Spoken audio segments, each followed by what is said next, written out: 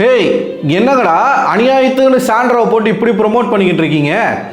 நேத்துல இருந்து எல்லா ப்ரோமோவும் சாண்ட்ராவை பற்றி தான், இன்றைக்கும் 2 ப்ரோமோவும் சாண்ட்ராவை பற்றி தான். அப்படி சாண்ட்ரா என்ன கிழிச்சிட்டாங்கன்னு சாண்ட்ராவை பற்றி ப்ரோமோ போட்டுக்கிட்டு இருக்கீங்க. சாண்ட்ராவை பற்றி மற்றவங்க பேசுகிறத இப்போ சேனல் என்ன ட்ரை பண்ணுறாங்கன்னு புரியலை. ஒரு பூஸ்ட் பண்ணணும்னு நினைக்கிறீங்களா சாண்ட்ராவை? ஏன்னா சாண்ட்ரா ஒன்றுமே பண்ணுறதில்ல. போன பிரச்சனை நினச்சி இன்னமும் வருத்தப்பட்டு அவங்க உட்காந்துக்கிட்டு அழுதுகிட்டு ஒரு மாதிரி அவங்க வந்து சிம்பத்தி தான் கிரியேட் பண்ணிக்கிட்டு இருக்காங்க. சேனல் எப்படியாச்சும் சாண்ட்ராவுக்கு வந்து ஓட்டை இன்க்ரீஸ் பண்ணி விடணும் அப்படிங்கிறதுக்காக ப்ரோமோ எல்லாத்தையுமே வந்து அவங்களுக்காகவே போட்டுக்கிட்டு இருக்காங்க.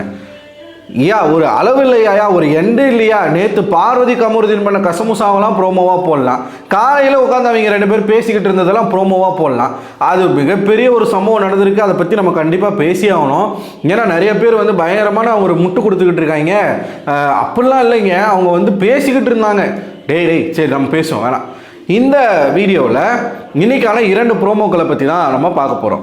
மொதல் ப்ரோமோ திவ்யாவை பற்றி புலம்புறாங்க சாண்ட்ராவும் இவரும் யாரு நம்ம அமித்தும். எதுக்கு புலம்புறாங்க அப்படின்னு பார்த்தீங்கன்னா, திவ்யா வந்து ரொம்ப அட்டென்ஷன் சீக்கிங் பண்ணுறாங்களாம். ஒன்றும் இல்லைங்க, சமைச்சிக்கிட்டு இருக்காங்க. சமைச்சிக்கிட்டு இருக்கும்போது அவங்க வந்து அந்த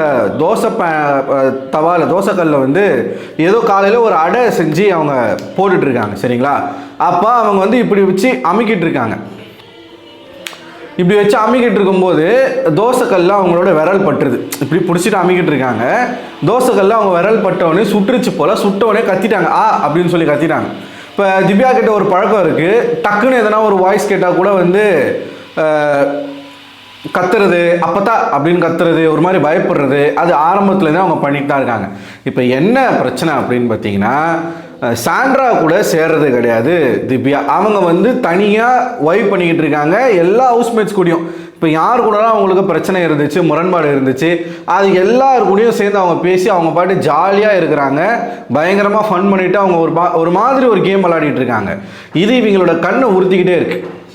நம்ம அமித் இது தேவையில்லாத டாபிக்கு. அவர் போயிட்டு என்ன சொல்கிறாரு, திவ்யா ரொம்ப அட்டென்ஷன் சீக்கிங்காக இருக்காங்கப்பா, சும்மா எல்லாத்துக்கும் வந்து கத்துறது. சார் அது ஒரு மேட்ரே இல்லை சார். அதை உட்காந்து நீங்கள் பின்னாடி பேசி அதை வேற இவங்க ஒரு ப்ரோமோ கண்டென்ட்டாக போடுறாங்க. அந்த பொண்ணு பாட்டு ஜாலியாக நம்ம பண்ணிக்கிட்டு இருக்கு. உடனே சாண்ட்ரா வந்து ஒரு விஷயத்தை கிளப்புறாங்க. என்னென்னா, அவள் வந்து என்னை நாமினேட் பண்ண ரீசன் பார்த்தீங்களா, அவளால் வந்து என்னால் வந்து அவள் கேம் ஸ்பாயில் ஆகுதாமா. அவங்க என்ன சொன்னாங்க, எனக்கு ரொம்ப அட்டாச்மெண்ட்டாக இருக்குது, சென்டிமெண்டலாக எமோஷ்னலாக நான் கனெக்ட் ஆகுறேன், அவங்க பேசாமல் இருக்கிறது எனக்கு ஒரு மாதிரி வந்து டிஸ்டர்ப் ஆகுது, அதனால் என்னால் என் கேமில் கான்சன்ட்ரேட். இப்போ பிரஜின் போனதை நினச்சி நீங்கள் எப்படி வருந்தி வாடி போய் கிடக்குறீங்களோ, அதனால் உங்களோட கேம் எப்படி ஸ்பாயில் ஆகுதோ, அதே மாதிரி நீங்கள் பேசாமல் இருக்கிறது திவ்யாவுடைய கேமை ஸ்பாயில் பண்ணுது. அதாவது அவங்களால என்ன பண்ண முடியல, என்ன சாண்ட்ரா பேசாமே இருக்காங்களே, சாண்ட்ராவுக்கு என்ன பிரச்சனையாக இருக்கும், ஏது பிரச்சனையாக இருக்கும், நம்ம கேட்கணுமே போகணுமே, இப்படி அவங்க நினைக்கிறாங்க. இப்போ உங்களுக்கு பிரஜன் போனது ஒரு அஃபெக்ட் ஆகுதுன்னா நீங்கள் பேசாமல் இருக்கிறது அவங்களுக்கு அஃபெக்ட் ஆகுது. ஸோ இது வந்து உங்களுக்குன்னா வந்தால் ரத்தம், அவங்களுக்கு வந்தால் தக்காளி சட்னினா, ஐயோ இவனுங்க வேற தூக்கி சுற்றிக்கிட்டு இருக்கானுங்க ஒரு பாட்டுக்கும். இந்த கமருதனும் பார்வதியும் உள்ள டான்ஸ் ஆடிக்கிட்டு இருக்காங்க. ஒவ்வொரு பாட்டை கண்டுபிடிச்ச பிறகு 2 பேரும் கட்டி பிடிச்சிக்கிட்டு இவன் தூக்கி அவங்க சுற்றுறது, ட்ரெஸ் எல்லாம் மாட்டி விட்றாங்க. ஐயோ சரி ஓகே, அடுத்த வீடியோவில் நான் பேசிக்கிறதா இருந்தாலும் இப்போ லைவில் பார்த்துட்டே இருக்கேன்னா ஒரு மாதிரி டிஸ்டர்பன்ஸ் ஆகுது. சரி அதை நம்ம பார்க்க வேணாம். ஸோ இது வந்து முதல் ப்ரோமோவில் வருது. அதுவும் சாண்ட்ரா என்ன சொல்கிறாங்க, நீங்கள் ஒரு வாரம் வந்து ஒர்ஸ்ட் பர்ஃபார்மராக அவங்கள சொல்லி பாருங்கள், அப்போ என்னெல்லாம் அவங்க பேசுகிறாங்க, அவங்க கேரக்டர் இப்படிலாம் சேஞ்ச் ஆகுதுன்னு மட்டும் பாருங்கள். போன வாரம் பிரஜன் இருக்கும் பொழுது அந்த ஜுவல் டாஸ்கில் வேர்ஸ்ட் பர்ஃபார்மராக திவ்யாவை சொன்னதுக்கு அவங்க நியாயமான அவங்களுடைய கருத்தை சொன்னாங்க. ஏன்னா 2 நாளாக நான் முழிச்சு அங்கே பாதுகாத்திருக்கேன், என் கேரக்டரும் நான் இருந்திருக்கேன், அது எல்லாருமே பார்த்தோம், அதை மறுக்கிறதுக்கே கிடையாது. ஸோ அதை வந்து அவங்க எக்ஸ்ப்ரெஸ் பண்ணாங்க. இப்போ சாண்ட்ரா இது எல்லாத்தையும் வச்சுக்கிட்டு இப்போ நீங்கள் தான் புரணி பேசிகிட்டு இருக்கீங்க, அவங்க உங்களை தாண்டி போயிட்டாங்க, கேமுக்கு போயிட்டாங்க. ஓகேவா, சாண்ட்ரா வந்து ஒதுக்கி வச்சுட்டு, சாண்ட்ரா பற்றி நம்ம யோசிக்கக்கூடாதுன்னு சொல்லி ஒதுக்கி வச்சுட்டு அவங்க கேம் விளையாட போயிட்டாங்க.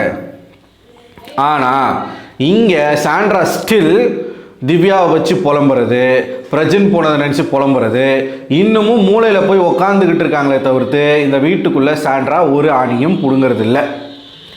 ஓகேவா, இப்போ கூட வந்து அமித் அவர்களும் சேர்ந்து இப்போ என்னன்னு தெரில, அமித் வந்து இப்போ ஓவராக அட்டாச் ஆகிறாப்புல சாண்ட்ரா கிட்ட. இதே அமித் சாண்ட்ராவை என்னெல்லாம் பேசினாருன்றது நம்ம பார்த்தோம். இப்போ ஓவராக அட்டாச் ஆகிறாப்புல. கேட்டால் அவங்க தனிமையாக இருக்காங்களாம், 2 பேரும் தான் அதிக நேரம் பேசிக்கிறாங்க வேறு. இப்போது இவங்க 2 பேர் பேசிக்கிட்டு இருக்காங்கல்ல, இதை ஒரு தேர்ட் பர்சன் வந்து தப்பாக சொன்னால் எப்படி இருக்கும் சாண்ட்ராவுக்கு? அதே மாதிரி நீங்கள் திவ்யாவும் பிரச்சனும் பேசிக்கிட்டு இருந்ததை நீங்கள் தப்பாக சொல்கிறீங்களே, அப்போ அவங்களுக்கு எப்படி இருக்கும்? அதான் யாராக இருந்தாலும் நமக்குன்னா ரத்தம், மற்றவங்களுக்குனா தக்காளி சட்னி, அப்படி தான். சரி, ஓகே, இது ஒரு பக்கம். இன்னொரு பக்கம் மறுபடியும் விக்கல்ஸும் கனியும் உட்காந்து சாண்ட்ரா பற்றி பேசிக்கிட்டு இருக்காங்க. 2வது புறமூலம் நீங்கள் அதை பார்த்துருப்பீங்க. விக்கல்ஸ் வந்து கரெக்டாக சொல்கிறாரு, அவங்க ஒரு விதமான ஒரு கேம் ஆடுறாங்க. இப்போ 2 நாளாக நம்ம அவங்கள பற்றியே தானே பேசிகிட்டு இருக்கோம், நம்மளை பேச வச்சுட்டாங்கல்ல. ஸோ அவங்க ஒரு பக்கம் ஒரு 2 டேஸாக வந்து ஒரு கேம் ஆடிட்டுருக்காங்க. ஏன்னா 2 டேஸாக அந்த வீட்டுக்குள்ளே சாண்ட்ராவை பற்றி பல பேர் பேசுகிறாங்க.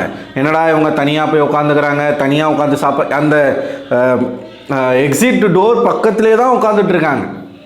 இது கொஞ்சம் ஓவராக போயிட்டுருக்கு. ஓவராக அப்படியே தாண்டி லிமிட்டை தாண்டி போய்கிட்டு இருக்கு. ஒரு கண்டஸ்டன்ட் எவிக்ட் ஆகிட்டாருன்னா நீங்கள் உட்காந்து உங்கள் கேமை விளையாடி நீங்கள் வந்து இது பண்ணாமல் போனவரே நினச்சி ஆனால் இன்னும் அழுவுறது, இந்த மாதிரிலாம் பண்ணும்பொழுது போய் வெளியில் படுத்து தூங்குறது, இதெல்லாம் மற்ற கண்டஸ்டன்ட்டுக்கு. இப்போது வீக்கெண்டில் விஜய் சேதுபதி வந்து என்ன கேட்பாருன்னு நினைக்கிறீங்க? ஒருத்தவங்க போய் தனியாக படுத்துருக்குறாங்க, நீங்கள் வந்து ஏன் அவங்கள போய் கன்சோல் பண்ணல, ஏன் அவங்கக்கிட்ட போய் யாரும் பேசலை, எல்லாரும் விட்டுட்டீங்களே, நீங்கள் என்ன தலை, நீங்களாம் ஒரு தலையா அப்படின்னு வினோத்தை கேட்பாரா மாட்டாரா? கேட்பார். கேட்டால் வினோத்து நாராக கிழிக்கணும்.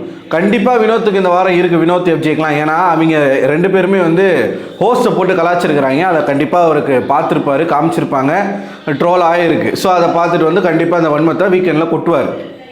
ஆனால் வீக்கெண்டில் மட்டும் பார்வதி கமருதீன் பண்ண விஷயங்களை கேட்கல அப்படின்னா அப்புறம் நம்ம என்ன செய்யணுமோ அதை சிறப்பாக செய்வோம். அதை பற்றி அடுத்த வீடியோவில் நான் பேசுகிறேன்.